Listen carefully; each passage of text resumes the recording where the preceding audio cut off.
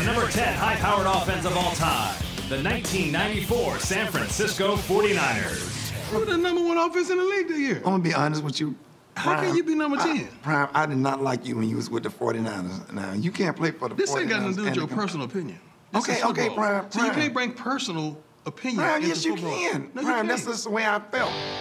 And we feel the team that scored more points and more touchdowns than any team in 1994 belongs at number 10. Young throws downfield. Jerry Rice. He's to the 15.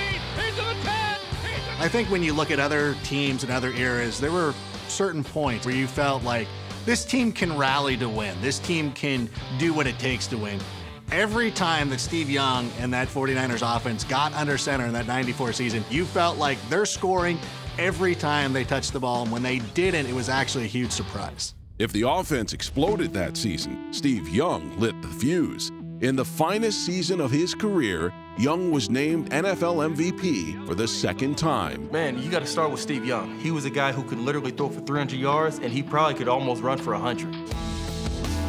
Steve was a tremendously highly accurate passer. Touchdown 49ers!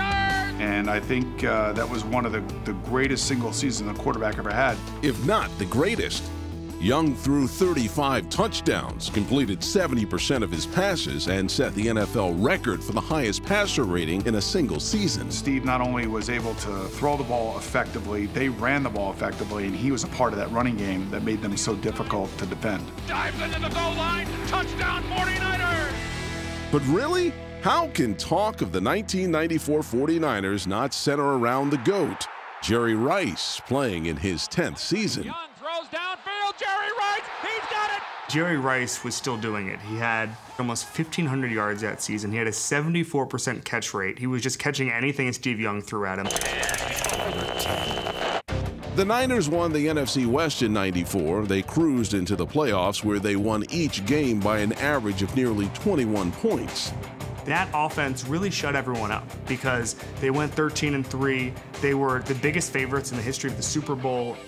The Super Bowl was such a letdown because we're in Miami playing the Chargers, and the first quarter, the game's over. And he is looking for Jerry. And Rice is there. And he's into the end zone. Touchdown 49ers! Jerry Rice had already scored a couple touchdowns. It was done. Someone take the monkey off my back, please. Oh, it was that gorilla. They have ripped the monkey from Steve Young's back. He's like, I have a thing on my back. It's not scoliosis, it's a large orangutan. How did he throw passes if you have a large primate on your shoulders? We will never know. The number 9 high-powered offense of all time, the 2011 New Orleans Saints. 5,300 passing yards in a season. That's incredible. Meacham has the touchdown. And that's what number on this list? Number 9. 9? See, look, Drew Brees not getting the credit he deserves once again. Here we go, Drew. Drew Brees may be overlooked, but his 2011 season wasn't. He and head coach Sean Payton led the Saints to a 13-3 mark, tied for the best record in franchise history. I think this is the perfect mash of Drew Brees coming together with Sean Payton and really hitting their stride. Brees and Peyton have been together a long time. Not many quarterbacks and head coaches have the chance to build almost a decade plus of continuity, and that's what Drew Brees and Sean Payton have had. Sense of urgency, however you can get through there, get to your landmark. This is Drew Brees, who unfortunately, for some reason, maybe it's because the offensive scheme that he plays in, never gets mentioned as like one of the top 3 quarterbacks of all time. I don't understand that. Drew's numbers from 2011 are staggering. 7 straight 300-yard passing games, a record 5,347 passing yards, and a stunning 71% completion rate. Not only is that hard to pull off, but he's completing just doing it down the field. So to complete 71% of your passes when you're throwing the ball like that is really one of the best accomplishments of all time. Leaping reception is made for the score. He was so great. Drew Brees is not so tall. I'm more taller than Drew Brees. And yet his tosses was so fast and magical. I love that about him. Here's Brees throwing the fade for Lance Moore, and Lance Moore has taken it in for the score. The secret weapon in that offense was the smallest weapon. At 5'6", Darren Sproles set a season record with nearly 2,700 all-purpose yards. Because he's so tiny, he's just more aerodynamic than the other guys on the field, and that's sort of how he gets all of those stats. It's a touchdown! Slippery little super smurf, Darren Sproles. The 2011 Saints didn't have the biggest players, but now they stand tall as the number 9 high-powered offense of all time. The number 8 high-powered offense of all time. The 1981 San Diego Chargers. Eric Coryell, Kellen Winslow as a tight end, the running back, Chuck Muncie, and of course the great Dan Fouts. Recite the roster all you want. This offense was stacked with stats and innovation. I think statistically, the 81 Chargers, I see why you have them where you do, but what's the legacy? You know, I don't know that some of the offenses that you're going to have on this list have any kind of legacy. The 81 Chargers have a legacy. Their legacy simply was Air Coryell. Coach Don Coryell's air assault offense was a breakthrough, and in 1981, it was shattering defenses. Dan Fouts threw 33 touchdowns for over 4,800 yards, unheard of numbers for that era. I covered the Oakland Raiders back then, and the Raiders, with all these great, scary guys, John Matuzak and Lester Hayes and Ted Hendricks, they were scared to death of Air Coryell, for good reason. It was precision passing at its finest in terms of set your back foot, get rid of the football, and hit the receiver before he breaks. It was poetry in motion. This was an incredible offense, but all you ever heard about was Air Coryell and the Chargers.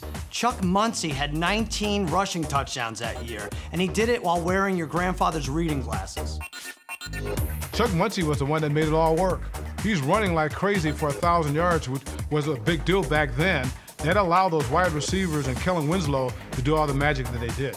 Kellen Winslow tricked opponents all season. The wide receiver in tight end clothing caught 88 passes for nearly 1,100 yards. Big-bodied guy, looks like a wide receiver, moves like a wide receiver, but has the body of a lineman. Like, he was the X factor for that team. In the old days, the tight end was just a blocker. When they came on with Kellen Winslow, I think they changed that whole dynamic of the NFL, where now you've got these tight ends who are just as good as wide receivers. Guys like him paved the way for future guys like Shannon Sharpe and players like that. So this Chargers team was ahead of the game. The Chargers possess the most potent offense in league history and set scores of records. But like the heroes of classic drama, they were not without flaws. The Chargers went 10-6 in 1981. They won their 3rd straight divisional crown, but never did make it to the Super Bowl. The only thing that stopped the Chargers was the cold. Riverfront Stadium, Cincinnati. The AFC Championship. They played in a game, it was minus 59 degrees. That was the only thing that stopped them. Plus, they played a 6-hour game the week before against Miami. Probably one of the most exhausting games. Kellen Winslow being taken off the field with his teammates. So it was a lot to ask. Playoff sagas aside, the 81 Chargers not only made their mark on our list, they made their mark on offenses for years to come. Did you know that the Cowboy team that won Super Bowls 27, 28, and 30 won with the same offense, essentially, as the Chargers teams from the early 80s? Same numbering system. They changed a lot of what teams did. The number 7 high-powered offense of all time, the 1950 Los Angeles Rams. It's an offense that was obviously 40 years ahead of its time when you think about it. Don't let the black and white footage fool you. The 1950 Los Angeles Rams were not your great-grandfather's normal cup of oval team. And that is what makes them the number 7 high-powered offense of all time. And they're doing it by throwing the football, which for a lot of people was heresy. In the 1950s, a lot of teams just ran the football, but the LA Rams were a little bit different. The Rams in 1950, they had 2 quarterbacks. They had Norm Van Brocklin, and they had Bob Waterfield. The Rams, led by Bob Waterfield, make their appearance. Each of them started 6 games, and they would rotate in and out, and they had a very prolific passing offense. It's Waterfield again doing the damage. They really brought the passing game into the 50s. Without the 1950 Rams, there's a case to be made that the passing game doesn't take off as much as it could. Again, it's Van Brocklin throwing the leather for the famed Los Angeles Rams. It was something exciting. It wasn't like boring old football. Here's Steve Van Buren running 4 yards. It was Bob Waterfield and Norm Van Brocklin just slinging that rock. Van Brocklin gets off a tremendous heave. 1950 Rams, Bob Waterfield, Hall of Fame. They had a young Norm Van Brocklin, Hall of Fame at quarterback. They've got a great possession receiver in Tom Fears, who had the record for the longest time. He caught 18 balls in a game. Rangy Tom Fears gathers it in on the dead run. And then they had the burner, Elroy Crazy Legs Hurst. So teams just didn't know how to cope with them. They didn't know how to prepare for them. They didn't know how to match up with them. And frankly, they couldn't. The Rams' abundance of talent led to them setting an NFL record for highest scoring offense per game, a record that has remained unbroken for over 6 decades. They scored 466 points that season. That was 100 points more than the next closest team, which was the New York Yanks. They averaged over 38 points per game. 38.8. 38.8 with no player safety rules, no illegal contact, right? Scoring 39 points a game in 1950 is like somebody scoring 69 points a game today. Waterfield reached down into his bag of tricks for an old Waterfield special. Still the only team to score 60 or more points twice in a season, our number 7 high-powered offense was a harbinger of things to come.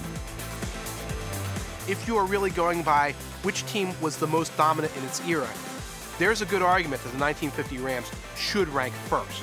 It was one of the first true modern offenses in the NFL. Bob Waterfield, the Rams star passer, gets off a touchdown aerial. The number 6 high-powered offense of all time, the 1983 Washington Redskins. They were coming off the strike year of '82, and they won the Super Bowl theoretically that year. But a lot of people weren't taking that too seriously because of the shortened season. For them to come back in '83 and just go wild as they did offensively, that was pretty impressive. Not impressive enough to be in the top 5 or the top 4, but nevertheless, it was impressive. We agree. But unlike other offenses that stormed the league, the '83 Skins had less lightning, but all the thunder. What I remember most was just a ginormous hogs of the offensive line of the Washington Redskins. I love them hogs. I love them hogs. I love them hogs. Yeah, I love them hogs. This was a team that ran that counter tray. And you saw them against the Giants. Bam, bam, bam. When John Madden was doing the game, it was always the counter tray, the counter tray, the counter tray. Riggins has been named an honorary groundhog, but number 44 is more akin to a bull. They were just a bruising team. John Riggins had this ability to not only wear down defenses, but then find that second gear in the fourth quarter. John Riggins ran for 1,300 yards, and he's already like 34 years old at that point. Riggins stole the headlines, but this offense had layers. It didn't set an NFL record with 541 points, 3 yards at a time. Joe Theismann was really good. We don't give him enough credit. The fact that he won an MVP. Yes, the running game was great, but the running game wasn't breaking out any big runs. That wasn't John Riggins' game. They got their big plays outside. The wide receiver core was just amazing. They had Art Monk, again, a steady presence. They had Charlie Brown. He was an elusive player, a guy kind of like if you would think about Wes Welker now or somebody like that, or Julian Edelman, the kind of smaller receiver who's able to get in there. So they had the fun bunch, and they had a cool end zone celebration, which annoyed the Cowboys, which makes it fun for everybody else. I'm enraged. I would have grounded all of them or made them do crunches or something. So magical. Everyone is in unison. They're like, everyone, my hand is feeling kind of cold. I need to heat it up. Will I heat it up with your hand as well? And 6 men said yes. Washington lost just 2 games in the regular season and may have saved its entire arsenal for the playoff opener. Man, they go in the playoffs, and they whoop the Rams so bad. Washington was so overwhelmed that not even a presidential pardon could have saved the Rams on this day. That's one of the worst blowouts I've ever seen. I think it was 51-7, something like that. It was ridiculous. But they scored 9 points in the Super Bowl. When you're going through this list, when you get to the Super Bowl, that's really something that stands out to me. Like, are you able to score a lot of points in the Super Bowl? That's when you're playing the best of the best. Looks off to the left, he fires it out there, intercepted! Jack Skowronek, touchdown Raiders! So, I might judge them a little bit more harshly. The number 5 high-powered offense of all time, the 1984 Miami Dolphins. Marino really airing it out against this alleged disciplined deep zone defense by the Rams. There was no slowing them down. I mean, when they got the ball, they were going to do what they wanted to do. He looks, lofts to the corner of the end zone, Nat Moore, touchdown. In 1984, Dan Marino became the first quarterback to throw for over 5,000 yards and set an NFL record with 48 touchdown passes, making the Fins the 5th high-powered offense of all time. You know, we didn't call them video game numbers because we didn't have video games back then that could put up numbers like the 1984 Dolphins did. Marino, who was just a different cat altogether. We had not really seen a guy throw a ball like Dan Marino before. Looks right across the middle. He's got Clayton open. Touchdown, Dolphins. And they had the Marx brothers, Clayton and Duper, both with over 1,300 yards receiving. He's got Duper down there. He's got it. 30, another 20, 15, 10, 5. Touchdown, Dolphins. This was one of the first teams that didn't care. They would throw on first downs. They would sometimes throw with the lead. They would throw vertically on second and short, third and short. The 1984 Dolphins perfectly fit the profile of what most high-powered offenses are. They're passing offenses. Who led them in rushing? Who were the running backs on that Dolphins team? They had Tony Nathan as their top running back. Tony Nathan was a back, but he was a receiving back. He caught over 60 balls. Mercury Morris? Larry Zonka? Like, I don't know. Woody Bennett?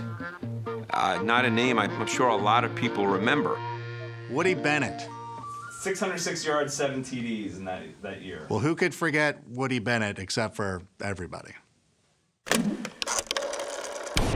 There was a time when an NFL quarterback, if he reached 25,000 yards for his career, that was considered the baseline. Like, yeah, that guy's a Hall of Famer.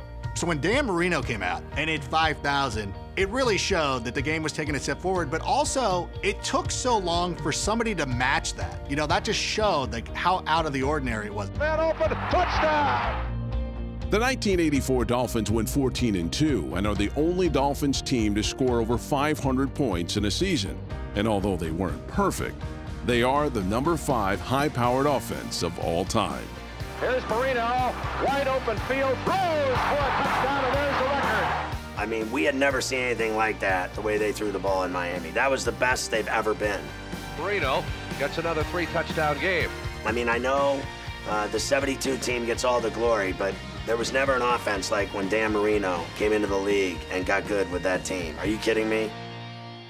The number 4 high-powered offense of all time, the 1998 Minnesota Vikings.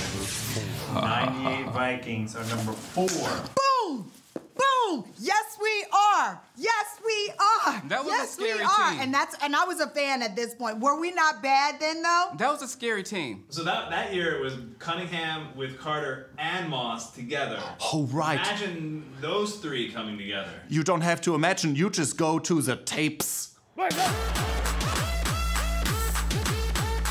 Randy! Right to Randy! Goes deep. Oh, a touchdown! Randy Moss! This offense was loaded. Chris Carter.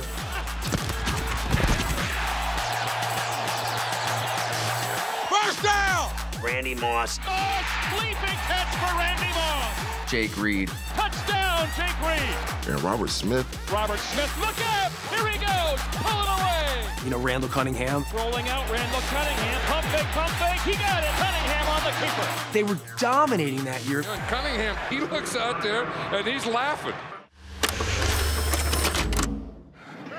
They call me the freak, man. Why they call you the freak? Because I'm a freak of nature. You're going to see today, just keep your eyes glued to the TV. Our number 4 high-powered offense was loaded with talent, but it was a freak who scored an NFL rookie record of 17 touchdowns that made the '98 Vikings so special. Fires deep, got Moss, touchdown Vikings! He was electrifying as a rookie. Bomb downfield to Moss, down there, juggles in, touchdown! The reason he's a first ballot Hall of Famer is because the moment that he stepped on the football field as a rookie for the Minnesota Vikings, he was unstoppable. I mean, it was backyard football, chuck it up, through quarterback, just throw it up. He'll just throw it up, the guy can now jump you. Touchdown Vikings! Leaping catch for Randy Moss! And I would tell you guys, we have the 3 teams that have been 15-1 in the history of the National Football League. All right, give yourselves a round of applause.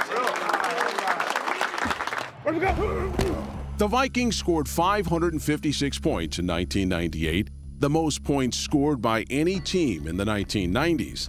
However, the number 4 high-powered offense is often remembered for something else. I was so surprised when they didn't make the Super Bowl. He's done it all year long. He hasn't missed an extra point or a field goal. Field goal wins it. He makes this, pretty much this game is over. And then I think Gary Anderson was their kicker, and he had like a chip shot to win the game. 39-yard attempt. The spot, the kick by Anderson on the way. It's no good. And he missed it. It's like getting punched in the gut for Viking fans all over the United States. All Vikings fans still feel haunted from that moment. He hadn't missed a field goal the whole season. The spot, the kick, wide. No, it's good. I was hoping it was wide, it didn't. Atlanta going on to go to the Super Bowl, they then lost to the Broncos. They had the ability to counterpunch, they had the running attack, they had everything except the kicker who could make a field goal in the NFC Championship game, and unfortunately, that's kind of ruining their legacy. Number 3 high-powered offense of all time, the 2007 New England Patriots. Just overwhelm opposing defenses. It was frightening. The Patriots scored on their first drive of the season and never stopped. Brady fires to Welker. Touchdown! First touchdown pass of the season scored on the first drive of the season. It's fun to watch a professional team just tell the NFL to screw off, tell the rest of the league to screw off. We're going to embarrass you each week, and that's what they did. This is like a midget league team stumbled onto the field against the big boys. We could say it's a great offense, but let's just say what it is. It's Brady and Moss. When you have the combination of Brady and Randy Moss, football doesn't get any more fun than that. Direct snap to Brady. Looks, fires. Touchdown! Randy Moss! Touchdown, Randy Moss! The 98 Vikings and the 07 Patriots. What do they have in common? Oh, right. Randy Moss. Randy Moss looked washed up for the Raiders, and so the Patriots, as they're known to do, they got him on a good deal in the trade. I was actually hanging out with Moss when he got the phone call from the Patriots telling him that he had been traded. Just so much elation came over his face. It's such a classic Patriots move where you get a guy who's amazing in his career but maybe has some questions and he's older and saying, come sign with us for 1 year or 2. Watching the 07 Patriots was like you expected touchdowns. Like anytime they'd kick a field goal, you'd forget field goals existed. Oh, we kick in this game? Play action fake. Tom Brady shoots it down the middle. It is caught at the 40, 35, 30. He's going to go all the way. Touchdown, Patriots. Dante Stallworth. They were really running up the score on teams. I remember that game against the Washington Redskins where it seemed unfair. Look, starts to run with it. Now he's going to run it and take it in. Touchdown. Fires end zone. Touchdown, Randy Moss. They were just running up the score on them. Touchdown, Wes Welker. And those poor Reds, like, I actually felt bad for them. I'm like, this is kind of weird. Belichick said after, it's their job to stop us. What are we supposed to do?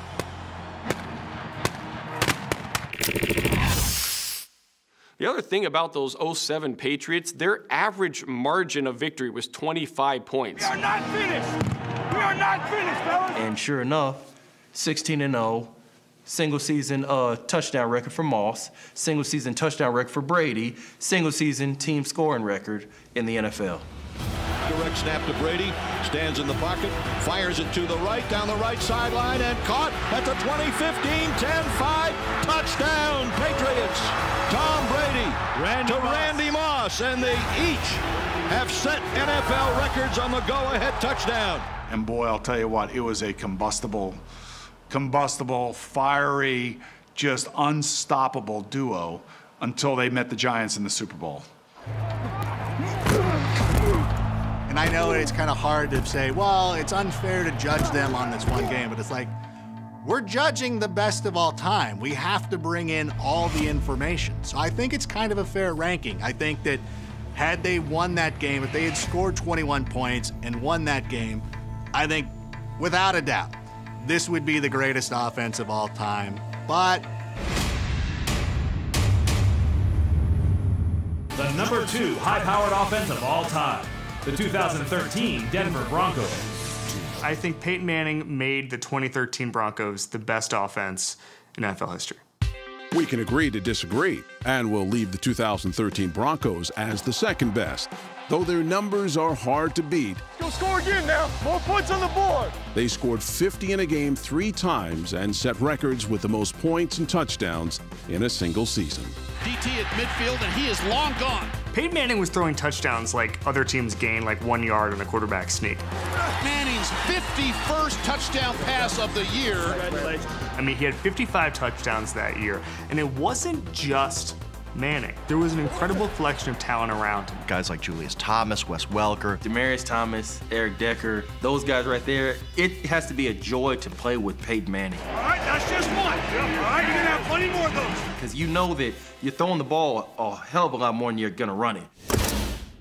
The offense was really designed to Manning's strengths. Manning had perfected the art of passing. This was possibly the greatest season for a quarterback ever, and I don't just mean statistically, I mean intellectually. He figured out how to play quarterback in a way no one had ever done before. Especially coming back from these neck surgeries, and this guy looks like he was born again. Peyton Manning scampers into the end zone.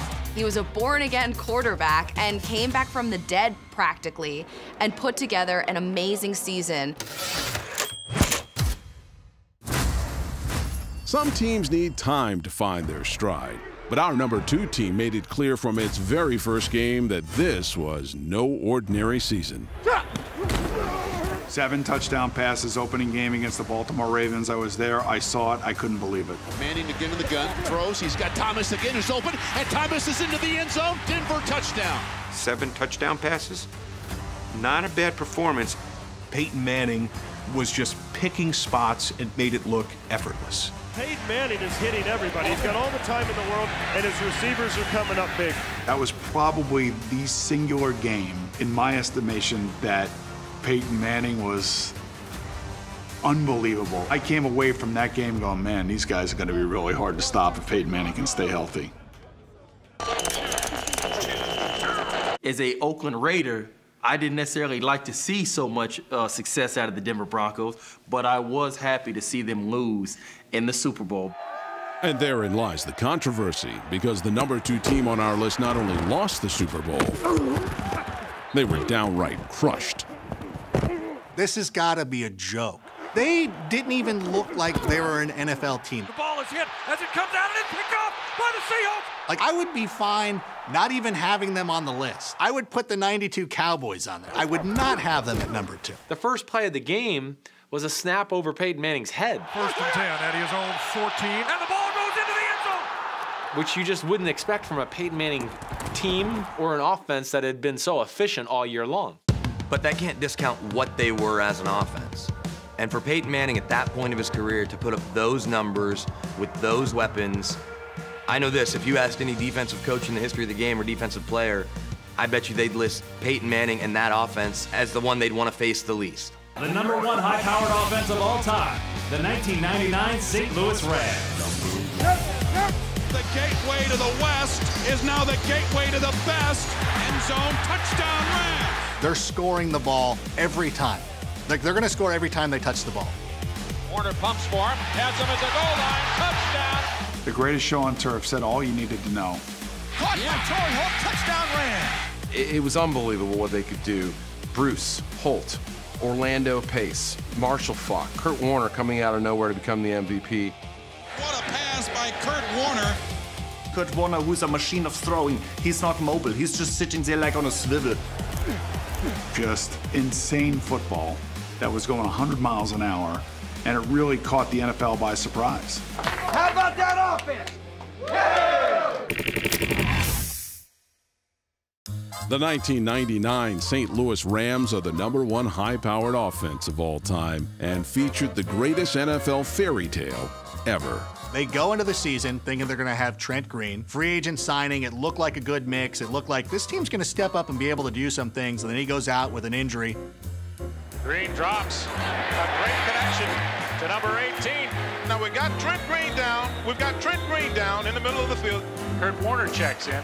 We will rally around Kurt Warner, and we'll play good football. Kurt Warner? Who's that? I mean, Seattle Seahawks running back, right? That's what everybody thought Kurt Warner was. Top draft pick, Kurt Warner. No, Kurt Warner, the guy who used to work at the Hy-Vee grocery store down there on University Avenue. Kurt Warner, who is very nice, he's like, hey, would you like some paper or some plastic or perhaps some beans? You know, Kurt Warner, the guy who played arena football and NFL Europe for the Amsterdam Admirals. Who's going to think that this one-time clerk at the Hy-Vee supermarket is going to turn into one of the greatest quarterbacks of all time? Love you, Coach. I love you, too. Thanks for the team. You are special. Warner wasn't the only special player on the '99 Rams. After a preseason trade with the Colts, running back Marshall Faulk became one of the main attractions for the greatest show on turf. What an effort by Marshall Faulk. Marshall Faulk has left the Falkland Islands and has come over, and he is running very nice. He's amazing. Wow. Marshall Faulk was the key to that offense because the ability to be a 100-yard rusher and a 100-yard receiver in the same game was a threat every game with Marshall Faulk. Faulk finished the '99 season with 1,048 receiving yards, the second most for a running back in NFL history. That's the warrior, man. That's the warrior. Working, dog. The Greatest Show on Turf just came at you in so many ways with the genius Mike Martz and all of his crazy plays. Just adding to their weaponry. And also again, Kenny. Pass play for sure. Warner takes off. Touchdown. I don't know who feels more foolish, me or the Falcons defense. Some of the offenses he drew up would make the hair on your neck stand up. I mean, it was exciting football. You know, they had multiple levels of the field in play. They had deep receivers, they had underneath guys, and they had stuff that you just didn't see other teams doing. Play action, fake the end around. Warner throws down the middle. He's got a clean touchdown, St. Louis. You really felt like you were looking at offense executed at the highest possible level.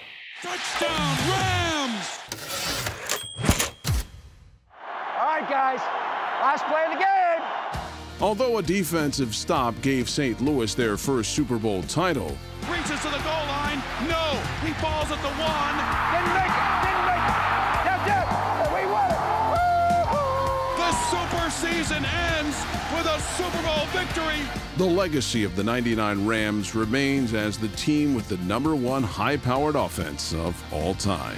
Yes, one play, one score, and they lead it. It was the first season of 3 seasons in a row that they scored over 500 points.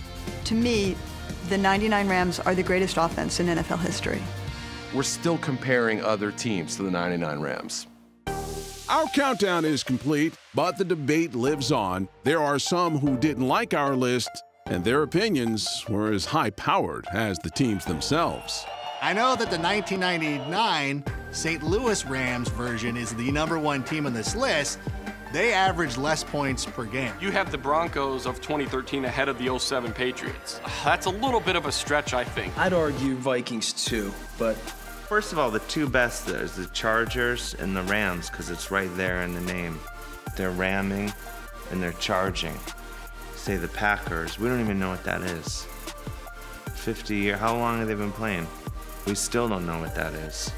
Browns, good luck.